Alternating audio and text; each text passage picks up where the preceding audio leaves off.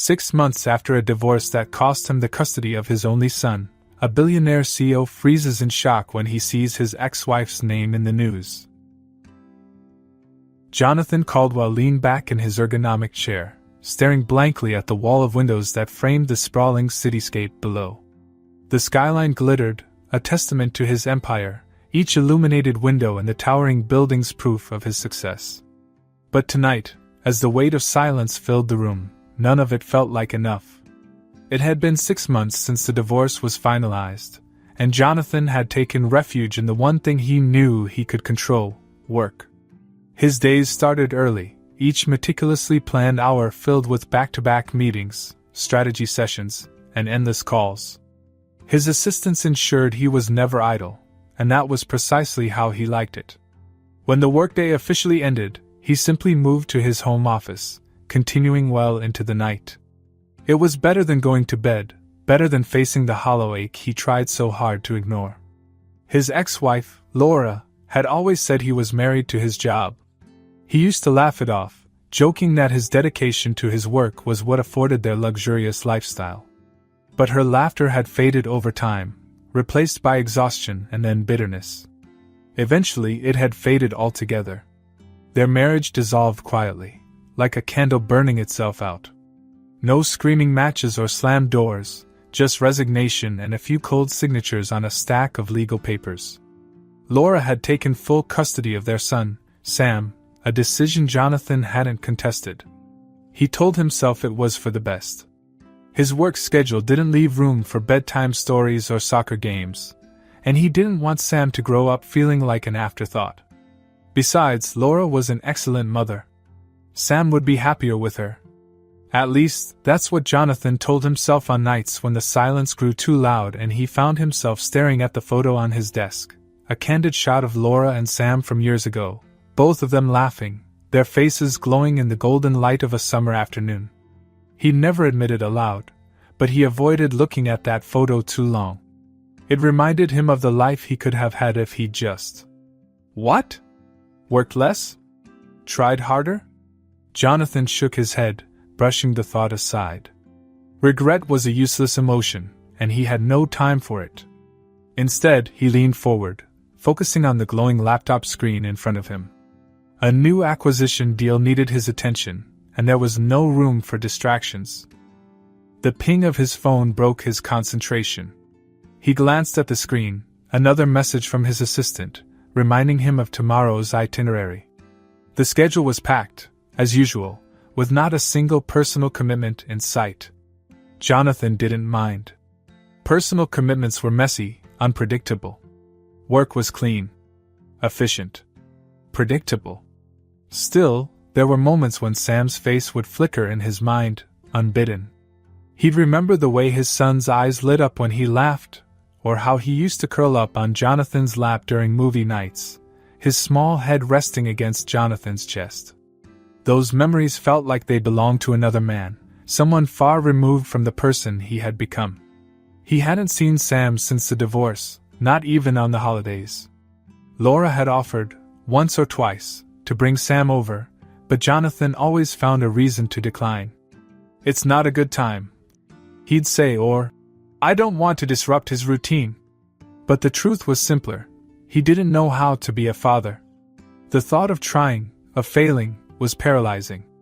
Jonathan's gaze drifted to the clock on his desk. It was nearly midnight.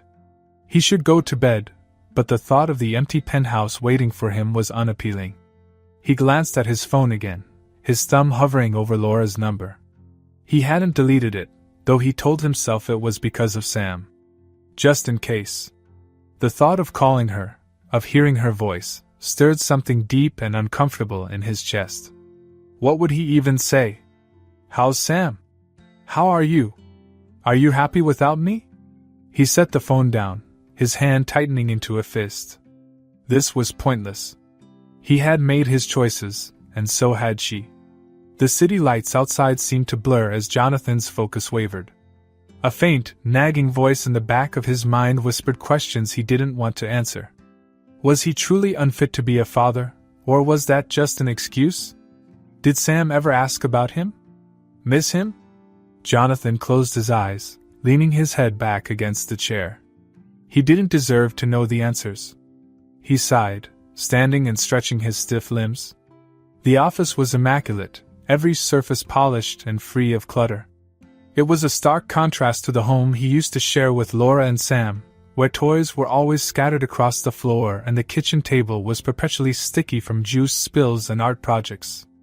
It had annoyed him then, but now he realized it was the kind of chaos that came with life, a life he had let slip through his fingers. Jonathan walked to the window, pressing his palm against the cool glass. Below, the city moved on without him, a sea of cars and people chasing their own ambitions, their own dreams. He had everything he'd ever dreamed of: wealth, power, influence, and yet, in moments like this, it all felt strangely hollow. He shook his head, turning away from the window. These thoughts were dangerous, counterproductive. He needed to focus, to keep moving forward. Dwelling on the past wouldn't change anything. As he sat back down at his desk, his phone buzzed again. This time, it was a notification from a news app. He ignored it, his attention already shifting back to the glowing screen in front of him. The acquisition deal wouldn't finalize itself, and Jonathan Caldwell didn't have time for distractions. Not yet. Jonathan closed his laptop with a satisfying click, the glowing screen plunging his office into a dim, cool light. The clock on the wall ticked past midnight, and the world outside his penthouse remained alive with the hum of the city. He rubbed his temples, exhaustion finally creeping in, though it did little to quiet the familiar, gnawing emptiness within. The notification from his news app was still on his phone, unread. He swiped it away without a second thought. The last thing he needed tonight was more noise, more distractions. But as he reached for his glass of water, his phone buzzed again, this time with a call. The screen lit up with the name of his assistant, Caroline. At this hour? Jonathan hesitated, staring at the phone as it vibrated insistently on the desk. Finally, he picked it up, the irritation in his voice thinly veiled. "What is it, Caroline?"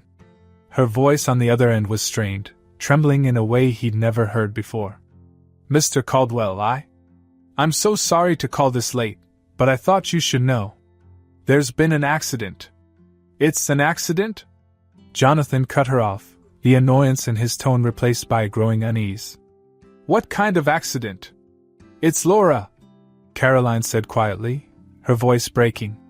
She was in a car accident earlier tonight. She didn't make it." The words hit him like a physical blow. For a moment, Jonathan forgot to breathe. His grip on the phone tightened as he leaned forward in his chair, his pulse thundering in his ears. "What are you talking about?" he managed, his voice hoarse. "Laura, there's more," Caroline interrupted gently. "Sam was in the car with her. He's alive, but he's in the hospital. Minor injuries, they said. He's safe.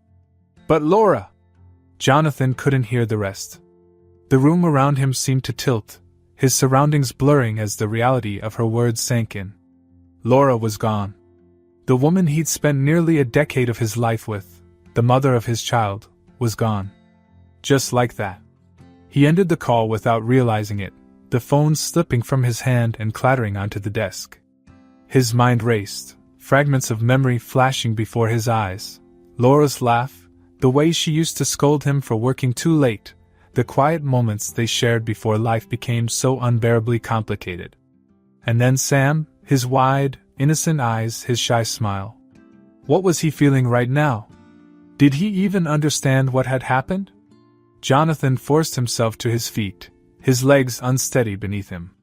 He didn't know where he was going, only that he needed to move, to do something, anything, to escape the crushing weight of the moment. He paced the length of his office, running a hand through his hair, his mind a storm of grief, guilt, and disbelief. The next few hours passed in a haze. Calls were made, details confirmed, and soon Jonathan found himself on the way to the hospital. The city lights blurred outside the car window as his driver navigated the streets, each turn bringing him closer to a reality he wasn't prepared to face. He hadn't been to a hospital since Sam was born. He'd missed all the little scrapes and fevers, all the moments Laura had quietly handled on her own. The elevator ride to the pediatric wing was suffocating, the walls closing in as Jonathan gripped the railing for support. When the doors opened, a nurse greeted him, her expression kind but cautious as she led him to Sam's room. Sam was sitting up in bed, his small frame dwarfed by the crisp white sheets. His arm was in a sling, and there were faint bruises on his forehead and cheek, but he looked otherwise unharmed. Jonathan stopped in the doorway, his breath catching as he took in the sight of his son, the boy he'd convinced himself was better off without him. Sam looked up, his eyes glassy with confusion and exhaustion. "Dad?" he said softly, the word unfamiliar, as though he weren't sure it was the right thing to say. Jonathan swallowed hard and stepped into the room. "Hey, buddy," he said, his voice wavering. He felt 1,000 emotions at once, relief that Sam was alive, guilt for his absence, and a deep, aching sorrow for the loss they now shared. The nurse explained that Sam would be discharged in the morning. There was nothing more they could do here.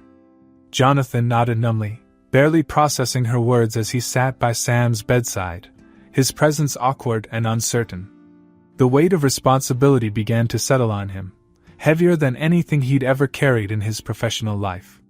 He had spent years building a reputation as a man who could solve any problem, navigate any crisis. But this was different. This was raw, uncharted territory. As the hours dragged on, Jonathan tried to fill the silence with reassurances he didn't fully believe. "You're going to be okay, Sam. I'm here now," he said, though the words felt hollow. Sam responded with a nod, his gaze distant as he clutched a small stuffed animal in his good hand. Jonathan's phone buzzed with a series of messages from Caroline, detailing the logistics of Sam's care. Lawyers had already begun drafting the necessary paperwork to transfer custody, and a nanny was on standby to assist with the transition. The efficiency of it all was both a relief and a stark reminder of how detached his life had become from anything resembling normalcy. But as he looked at Sam, curled up in the hospital bed, Jonathan realized this wasn't something he could delegate. This was his son, and no assistant or lawyer or nanny could bridge the chasm that now stretched between them. Laura had been the glue that held their fractured family together, and without her, Jonathan didn't know where to begin. By morning, the paperwork was signed, and Jonathan was officially Sam's legal guardian. The word felt foreign, like a title he hadn't earned. The drive home was quiet, Sam staring out the window while Jonathan wrestled with the enormity of what lay ahead.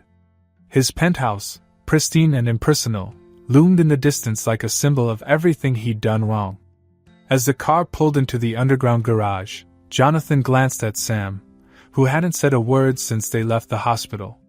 He opened his mouth to speak but closed it again, unsure of what to say. The weight of his silence was crushing, but it was nothing compared to the unspoken grief that lingered between them. The moment they stepped into the penthouse, Sam looked around, his small face expressionless. "Where's Mom's stuff?" he asked quietly. Jonathan froze, his throat tightening. He had no answer. He only knew that life, as they both knew it, would never be the same. The ride to the penthouse had been quiet, too quiet, with Sam clutching his stuffed animal like a lifeline and Jonathan struggling to find words that didn't sound empty. By the time they stepped inside, the silence had taken on a weight of its own. The vast, modern expanse of Jonathan's home, polished floors, gleaming surfaces, and towering windows, felt more oppressive than welcoming. Sam stood just inside the door, his small figure dwarfed by the space. His eyes darted around, searching for something familiar and finding nothing. Jonathan had always thought his home exuded sophistication, but now, looking at Sam's unsure expression, it struck him as cold and lifeless. "Are you hungry?" Jonathan asked awkwardly, breaking the silence. Sam shook his head and clutched his stuffed animal tighter. His gaze fell to the floor. "Where's Mom's stuff?" he asked again, his voice trembling. Jonathan froze, guilt crashing over him in waves. He didn't have an answer. Laura's absence was glaring, her warmth and presence nothing but memories now. He stopped, his throat tightening. "We'll figure this out, Sam. I promise." Sam didn't respond. Instead, he shuffled toward the couch and sat on the edge, his little legs swinging above the floor. Jonathan hovered nearby, unsure of what to do. He had built billion-dollar deals, navigated crises that would make most men crumble, but here, with his own son, he was utterly lost. Later that evening, Jonathan sat at the dining table, staring at his untouched plate of food. Across from him, Sam poked half-heartedly at a bowl of macaroni and cheese, the same meal Laura used to make for him on rough days. It was one of the few things Jonathan had known to ask the kitchen staff to prepare, but Sam barely seemed to notice. "Sam," Jonathan said softly, breaking the silence. "If there's anything you need, you just have to tell me, okay? Anything at all." Sam looked up, his big eyes filled with confusion and sadness. "I want Mom," he whispered. The words cut deeper than Jonathan expected, though he had braced for them. He didn't know how to respond. What could he say? That he wanted her back too? That he regretted every moment he'd spent working instead of being there for her, for them? "I miss her too," Jonathan admitted, his voice thick with emotion. She loved you more than anything, Sam." Sam stared at him for a long moment before looking back down at his plate. He didn't eat, and Jonathan didn't push him. They sat there in silence, each lost in their own grief. That night, Jonathan couldn't sleep. He paced the penthouse, his thoughts racing. Every corner of the apartment felt wrong, inadequate for a child who had just lost his world. Sam's room had been hastily set up by his assistants, a bed, a few generic toys, and books stacked neatly on a shelf. It looked like a hotel room, devoid of personality or warmth. Jonathan stared at it, his chest tightening. This wasn't what Sam needed. When he peeked into Sam's room, he found his son curled up on the edge of the bed, still clutching the stuffed animal. The sight was almost too much to bear. For a fleeting moment, Jonathan thought about waking him, pulling him into a hug, and telling him it would all be okay. But he didn't. He didn't know how. The next morning, Jonathan tried again. He sat at the breakfast table with Sam, determined to make conversation. "Do you have a favorite cereal? Or pancakes? We can make whatever you like." Sam shrugged, pushing his glass of milk away. "Mom always made waffles." Jonathan nodded, his hands fidgeting with the edge of the table. "Waffles? Okay. I'll make sure we get waffles." Sam didn't reply. He just stared out the window, his small face distant. Jonathan felt a pang of helplessness, a sensation he wasn't used to. In his world, problems were meant to be solved, solutions executed with precision. But this wasn't a hostile takeover or a failing merger. This was his son, a grieving 6-year-old who didn't need a solution, he needed his dad. By the time the afternoon rolled around, Jonathan had run out of ways to fill the hours. He watched as Sam sat on the couch, flipping through a picture book but not really looking at the pages. Jonathan approached cautiously, his hands in his pockets. "Do you want to? I don't know, play a game? Or go outside?" Jonathan offered. Sam shook his head without looking up. "I want to go home." The words hung in the air, heavy and heartbreaking. Jonathan took a slow breath, crouching down to meet Sam's eye level. "I know, buddy. I know you do. But this is your home now. And I promise I'll do everything I can to make it a good one." Sam didn't respond. He just pulled the stuffed animal closer and turned away. Jonathan felt his chest tighten again, the weight of failure settling in. How could he even begin to bridge this gap? Laura had been the center of Sam's world, the person who made everything feel safe and whole. And now it was up to him to fill that role, a role he had never prepared for, never believed he was capable of. That evening, Jonathan found himself sitting on the edge of his bed, his head in his hands. The emptiness of the penthouse felt unbearable, the quiet punctuated only by the occasional sound of Sam moving around in his room. He couldn't keep doing this, fumbling through each day, hoping for some miraculous breakthrough. He needed to find a way to connect with his son, to be there for him in a way he never had before. He reached for his phone and hesitated. Calling a therapist or a counselor felt like admitting defeat, But wasn't that what Sam deserved? Someone who actually knew what they were doing. Jonathan sighed and set the phone down again. He couldn't outsource this. Not this time. The next morning, Jonathan was startled awake by the sound of Sam's soft voice. "Dad?" Jonathan blinked, sitting up quickly. Sam stood in the doorway, clutching his stuffed animal. I had a bad dream." For the first time since Sam arrived, Jonathan didn't hesitate. He scooted over, patting the bed beside him. "Come here, buddy." Sam climbed up, his small body tense with lingering fear. Jonathan wrapped an arm around him, and to his surprise, Sam didn't pull away. They sat there in silence, the weight of grief still heavy between them, but for the first time, Jonathan felt a faint glimmer of connection. It wasn't much, but it was a start. The morning after Sam crawled into Jonathan's bed marked the first time they had shared even a sliver of comfort since Laura's death. It was a fragile moment, but Jonathan clung to it, hoping it was the beginning of something better.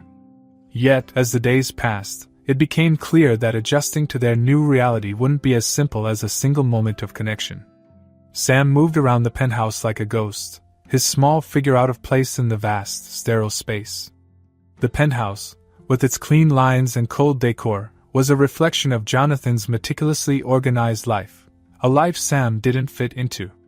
There were no bright colors, no cozy corners, no trace of the warmth that had defined the home Sam had shared with Laura.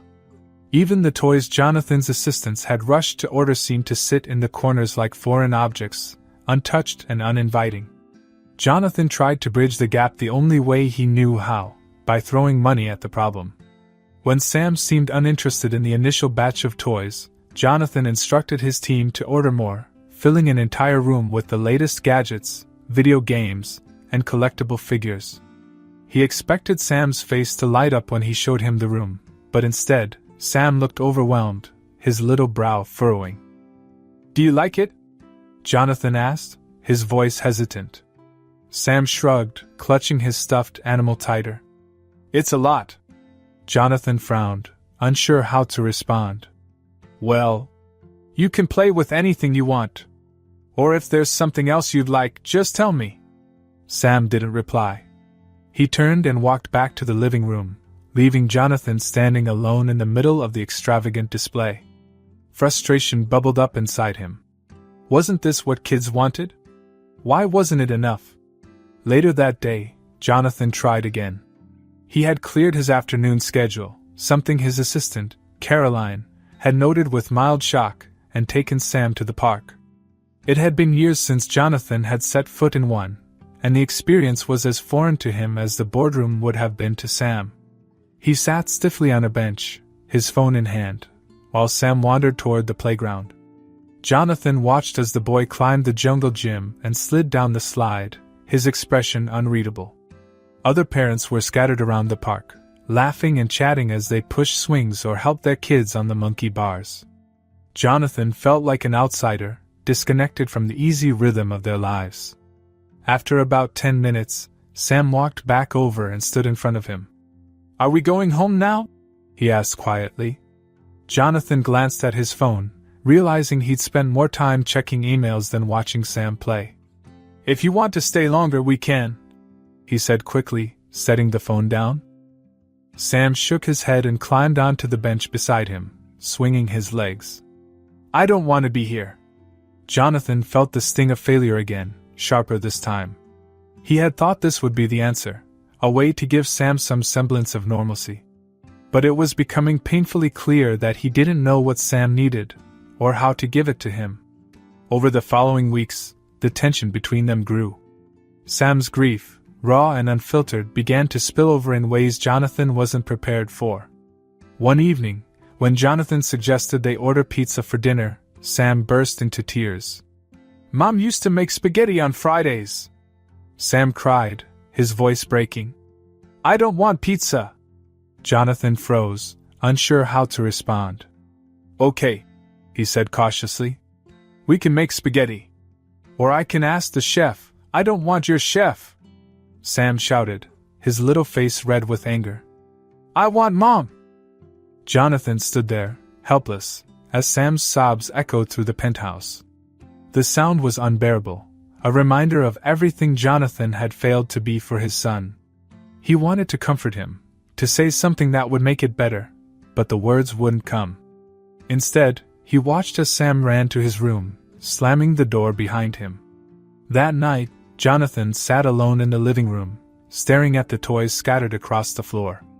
He thought about Laura, how effortlessly she had handled moments like these, how she had always known what to say.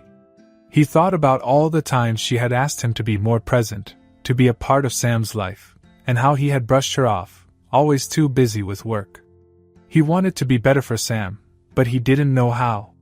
The gap between them felt insurmountable, and the weight of his inadequacy pressed down on him like a physical burden. The following day, Jonathan made another attempt. He had found a recipe for spaghetti online and decided to cook it himself. It was a disaster. He burned the sauce, overcooked the noodles, and nearly set off the smoke alarm. When Sam walked into the kitchen, drawn by the commotion, he stared at the mess with wide eyes. "What are you doing?" Sam asked, his tone a mix of curiosity and disbelief. Jonathan wiped his forehead with a dish towel, his face smeared with flour. "I was trying to make spaghetti," he admitted. "Like your mom used to." Sam's expression softened, just a little. He walked over and picked up a wooden spoon, stirring the lumpy sauce. "It's too thick," he said matter-of-factly. Jonathan nodded, taking the criticism in stride. "Yeah, I noticed that too. What do you think we should do?" Sam thought for a moment. "Add water. Mom always said you can fix almost anything with a little water." Jonathan grabbed a measuring cup and handed it to Sam. "You're the expert. You tell me how much." For the first time since moving in, Sam smiled, a small, fleeting smile, but a smile nonetheless. Together, they salvaged the spaghetti, and when they sat down to eat, it wasn't perfect, but it was theirs. That night, as Jonathan tucked Sam into bed, he felt a faint glimmer of hope. It wasn't much, but it was something. And for now, that was enough. Jonathan sat on the edge of the couch, staring at the muted TV screen. It was another restless evening, the hours dragging by as Sam played quietly in his room. Their days together had grown easier, but the nights were still the hardest. The penthouse felt emptier when the city outside went quiet, leaving too much room for thoughts he'd rather avoid. He rubbed his hands over his face, feeling the weight of exhaustion in his bones. In the weeks since Sam had moved in, Jonathan had tried to fill the gaps with activities, meals, and small moments of connection. But even with those glimpses of progress, he still felt like he was on the outside looking in, unable to reach the heart of the boy who needed him most. He glanced at the stack of boxes in the corner, things from Laura's house that had been sent over after the accident. He hadn't had the courage to go through them yet, unwilling to face the memories they might hold. But tonight, the silence felt heavier than usual, and something compelled him to move. Crossing the room, Jonathan opened the top box and peered inside.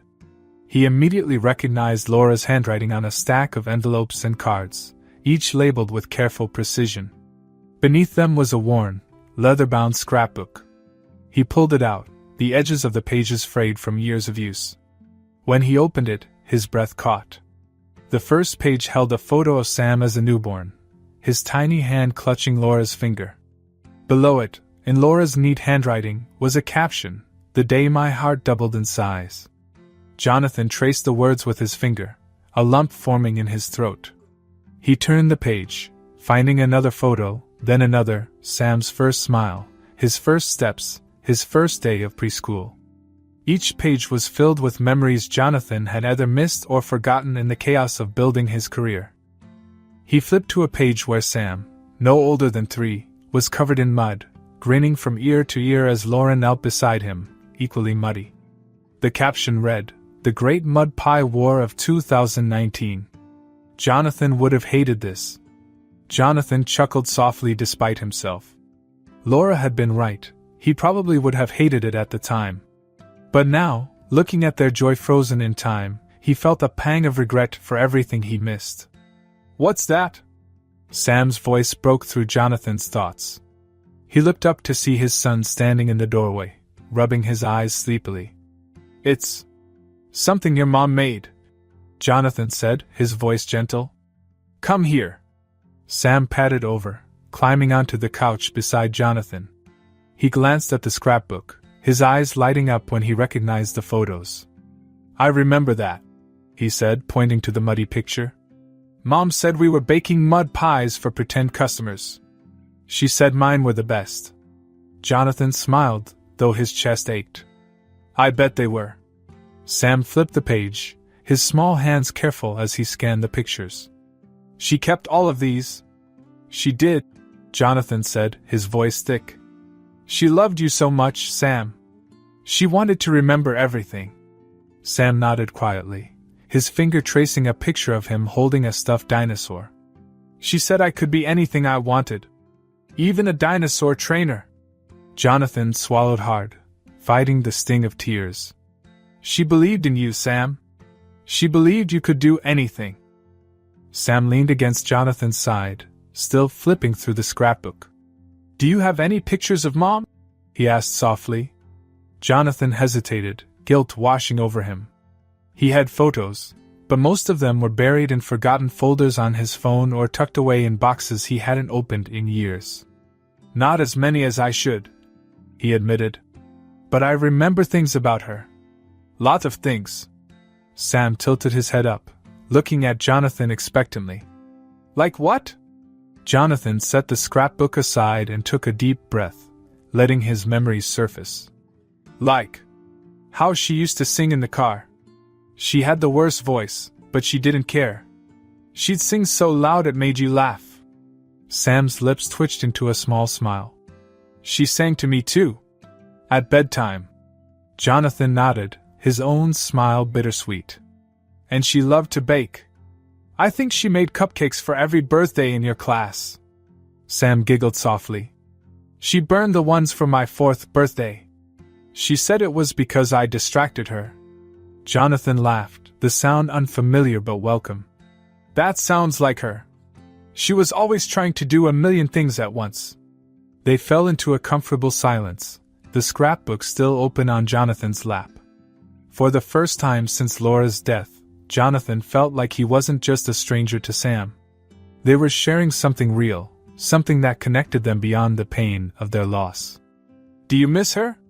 Sam asked after a while, his voice barely above a whisper. Jonathan's chest tightened. "Every day," he said honestly. "I miss her laugh, her smile, the way she used to make everything feel better. She was amazing." Sam rested his head against Jonathan's arm. "I miss her too." Jonathan wrapped an arm around Sam, holding him close. "It's okay to miss her, Sam. And it's okay to talk about her. She'd want us to remember her, to keep her with us in our hearts." Sam nodded, his small body relaxing against Jonathan's. They sat like that for a long time, flipping through the scrapbook and sharing memories of Laura. Each story, each photo, felt like a bridge between them, closing the gap that had once seemed insurmountable. That night, after Sam had fallen asleep, Jonathan stayed up, looking through the rest of Laura's belongings. He found more photos, letters she had written but never sent, and little keepsakes she had saved from Sam's early years. With each discovery, Jonathan felt closer to her, and by extension, to the son they both loved so deeply. For the first time in months, Jonathan felt something shift inside him. It wasn't the grief fading, it was too fresh for that, but it was a sense of purpose, a determination to be the father Sam needed. Laura had carried their family for so long, and now it was his turn to honor her memory by stepping into the role she had always believed he could fill. As the first rays of dawn filtered through the penthouse windows, Jonathan closed the scrapbook, his heart heavy but full. He glanced toward Sam's room, where his son slept peacefully for the first time in weeks. They still had a long way to go, but for the first time, Jonathan felt like they were walking the path together. And that, he realized, was a start. The morning after flipping through Laura's scrapbook with Sam, Jonathan felt something shift in him. It wasn't a grand revelation or a sudden surge of confidence, just a quiet, persistent thought, "I need to do better." The memories he and Sam had shared the night before lingered in his mind, but so did the weight of all the moments he'd missed. As Jonathan sipped his coffee, he scrolled through his packed calendar on his phone. Meetings, calls, strategy sessions, his schedule was as suffocating as ever. But now, for the first time, it didn't feel as important. Sam shuffled into the kitchen, his stuffed animal tucked under his arm, and Jonathan made a decision. He opened an email to Caroline. Clear my afternoons for the week. No exceptions. It was a small step, but one that felt monumental. Later that morning, Jonathan drove Sam to school. The drive was quiet, save for Sam occasionally pointing out a familiar landmark or mentioning something he'd done with Laura. Jonathan listened intently, nodding and asking questions where he could. When they pulled up to the school, Sam hesitated, gripping his backpack tightly. "Do you want me to walk you in?" Jonathan offered, half expecting Sam to say no. To his surprise, Sam nodded. "Mom used to." Jonathan swallowed the lump in his throat. "Okay, let's go." Inside, the hallways buzzed with children and parents, a world Jonathan had never been part of. He felt out of place, his tailored suit and polished shoes starkly contrasting the casual attire of the other parents. But when Sam reached out and grabbed his hand, Jonathan held on tight, ignoring the curious looks from others. They stopped outside Sam's classroom, where a teacher greeted them warmly. "Sam, it's so nice to see you back," she said before turning to Jonathan. "And you must be Mr. Caldwell. It's lovely to meet you." "Nice to meet you too," Jonathan said, his voice a little stiff. Sam glanced up at him, his eyes searching. "Are you coming back later?" Jonathan crouched down to Sam's level. "I'll be here to pick you up, buddy. Promise." Sam nodded, a flicker of relief crossing his face before he walked into the classroom. Jonathan stayed by the door for a moment, watching as Sam joined a group of kids at a table. It wasn't much, but Jonathan hoped his presence was a step in the right direction. That afternoon, true to his word, Jonathan was waiting outside the school when the bell rang. Sam's face lit up when he saw him, a small but unmistakable smile breaking through the usual somber expression. It was the first time Jonathan had seen him smile like that in weeks, and it hit him harder than he expected. In the days that followed, Jonathan threw himself into the unfamiliar role of fatherhood with the same determination he once reserved for business.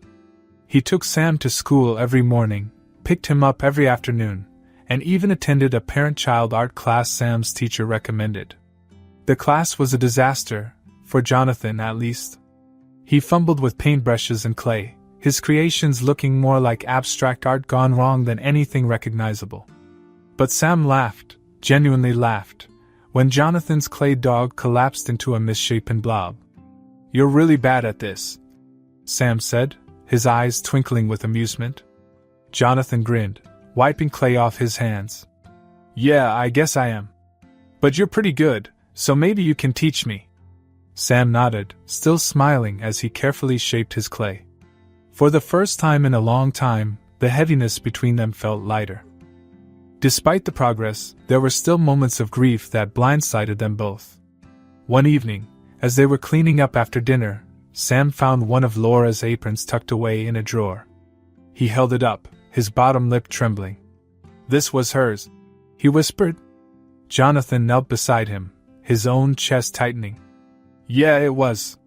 Sam hugged the apron tightly, his small shoulders shaking.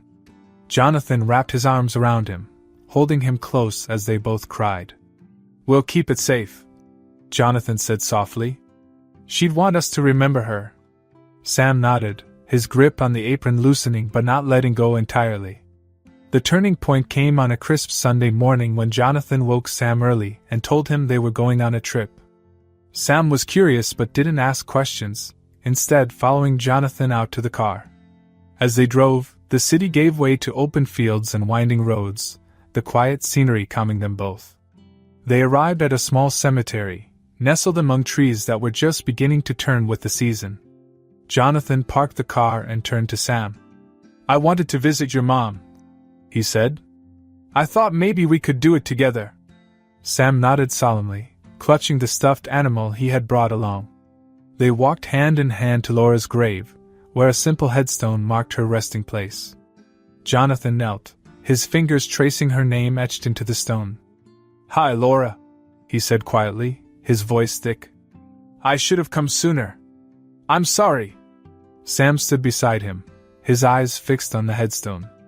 Jonathan took a deep breath, gathering the courage to say what had been weighing on him. "I wasn't the husband you deserved," he admitted, his voice breaking. "And I wasn't the father Sam needed. But I'm trying. I promise I'm trying. I want to do right by you. For him." Sam knelt beside him, resting his small hand on the headstone. "I miss you, Mom," he said softly. "Dad's trying really hard. I think you'd be proud."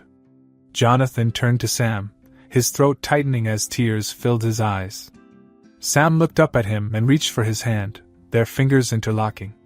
As they sat there together, sharing the quiet grief that bound them, Jonathan felt something shift again. It wasn't just about honoring Laura's memory anymore, it was about building something new with Sam, something that carried her love forward while allowing them to create their own path. When they left the cemetery, Sam glanced back one last time, his stuffed animal tucked under his arm. "We can come back, right? Anytime you want," Jonathan said, his voice steady. Sam nodded, and for the first time, Jonathan felt like they were truly moving forward, not away from their grief, but through it, together. The weeks following their visit to Laura's grave brought a new rhythm to Jonathan and Sam's lives. The shared grief, once an unbridgeable divide, had become a quiet bond, a foundation for the fragile relationship they were building. Jonathan rearranged his work schedule further, carving out time for school drop-offs, homework, and bedtime stories. Sam started smiling more, laughing occasionally, and even teasing Jonathan when his cooking experiments went awry. But just as things seemed to be improving, life took an unexpected turn. It began subtly. Sam, usually energetic and curious, seemed more tired than usual. At first, Jonathan attributed it to school and the emotional toll of everything they'd been through. But when Sam started complaining of headaches and nausea, Jonathan's concern grew. Maybe he just needs more rest, Jonathan told himself one night, watching Sam push his dinner around on his plate. He didn't want to overreact, but a gnawing worry had begun to take root. The following morning, Jonathan noticed how pale Sam looked, dark circles shadowing his eyes. When he asked Sam how he felt, the boy just shrugged. "A little dizzy," he said quietly. Jonathan knelt down, resting a hand on Sam's forehead. "We're going to the doctor," he said firmly. At the clinic, the pediatrician examined Sam and ordered a few tests. Jonathan sat beside Sam, holding his hand and trying to hide his growing anxiety. When the doctor returned, her expression was serious. "Mr. Caldwell, we need to run some additional tests at the hospital. I suspect this may be related to the injuries Sam sustained in the accident." Jonathan's heart dropped. "What kind of complications?" he asked, his voice tight. "We won't know for sure until we run more tests," the doctor replied gently. "But I recommend we act quickly." The next hours passed in a blur. Jonathan sat by Sam's side as he was admitted to the hospital, his small frame dwarfed by the bed and the tangle of wires and monitors around him. The sight of his son in such a vulnerable state was almost too much to bear. As the doctors worked, Jonathan's mind raced with guilt. How had he not noticed sooner? He'd been so focused on making up for lost time, on creating a new life for them, that he hadn't seen the signs. "I should have paid more attention," he thought, the weight of self-blame pressing heavily on his chest. The diagnosis came later that evening. A small internal injury from the car accident had gone unnoticed, leading to complications that now required immediate intervention. Surgery was necessary to repair the damage. Jonathan's legs felt like they might give out as the surgeon explained the procedure. "We're confident we can address the issue, but there are risks," the doctor said. "Sam is strong, and that's in his favor." Strong. Jonathan had always thought of Sam as fragile, a boy who needed protecting. But sitting there, watching his son fight through something so much bigger than himself, Jonathan realized just how resilient Sam really was. When they wheeled Sam into surgery, Jonathan stayed behind, pacing the sterile waiting room. Hours stretched into what felt like days, each minute dragging painfully as he clung to the memory of Sam's hand in his, the quiet reassurance in his son's tired smile. "You'll be okay, Dad," Sam had said before being taken away. "I'm brave, remember?" Those words echoed in Jonathan's mind, a mix of heartbreak and pride swelling in his chest. He had been so focused on being Sam's protector that he hadn't realized how much strength Sam already carried within him. Finally, after what felt like an eternity, the surgeon emerged. "The surgery went well," she said. "Sam's stable. He'll need time to recover, but we're optimistic." Jonathan exhaled, the breath he'd been holding for hours finally escaping. Relief washed over him, but it was tempered by the sobering reality of how close they had come to losing everything. When Jonathan was allowed to see Sam, he found him asleep, his face peaceful despite the bandages and 4 lines. Jonathan sat beside him, gripping his small hand in his own. "I'm so sorry, buddy," he whispered, his voice thick with emotion. "I should have seen this sooner. I should have done more." Sam stirred, his eyelids fluttering open. His voice was barely a whisper. "You're here now, Dad." Jonathan's chest tightened, tears stinging his eyes. "I'll always be here, Sam. I promise." The days that followed were filled with careful monitoring and slow steps toward recovery. Jonathan stayed by Sam's side, reading to him, telling him stories about Laura, and even letting Sam pick out movies they could watch together on the hospital TV. Each moment felt precious, a reminder of how fragile life could be. One afternoon, as Jonathan helped Sam eat a cup of pudding, Sam looked up at him with a serious expression. "Mom always said you were busy because you were doing important things." Jonathan paused, his throat tightening. "She was right. But I got it wrong, Sam. I thought work was the most important thing. I see now that it's you." Sam smiled faintly. "Mom would be proud of you." Jonathan blinked back tears, overwhelmed by the weight of his son's words. "Thanks, buddy. That means everything to me." When Sam was finally discharged from the hospital, Jonathan carried him to the car, even though Sam insisted he could walk. "Not taking any chances," Jonathan said, his tone light but his determination unyielding. Back at the penthouse, Jonathan set up a recovery corner for Sam, complete with books, games, and pillows. He also cleared his calendar indefinitely, delegating work to his team with a level of trust he'd never extended before. In the quiet moments, when Sam would drift off to sleep, Jonathan would watch him and reflect on how close they had come to losing each other. The experience had shaken him to his core, but it had also crystallized his priorities. Sam's near loss had taught Jonathan the true depth of his love for his son. It was a love that demanded his presence, his attention, and his unwavering commitment.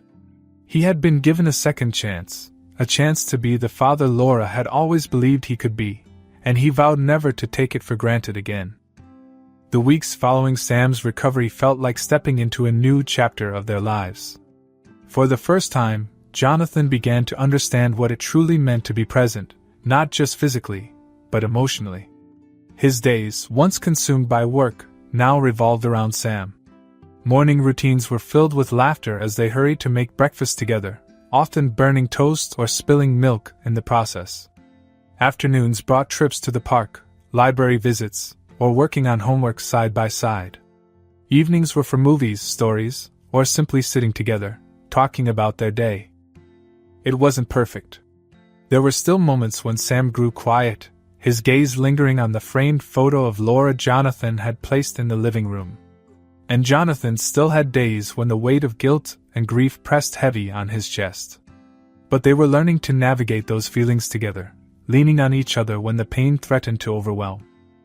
Jonathan's transformation didn't go unnoticed. His assistant, Caroline, jokingly referred to him as Mr. Dad of the Year during one of their rare work calls. Jonathan had pulled back from his company, delegating responsibilities to his trusted team and stepping down from day-to-day operations. It was a decision that had once seemed unthinkable but now felt like the only option. For the first time, his priorities were crystal clear. Sam came first, always. One afternoon, as they worked on a school project at the kitchen table, Sam looked up from his construction paper and scissors. "Dad?" Jonathan glanced over from where he was helping cut out shapes. "What's up, buddy?" Sam hesitated, his small hands fidgeting. "Do you think Mom can see us? Like, from wherever she is?" Jonathan set down the scissors and leaned forward, meeting Sam's gaze.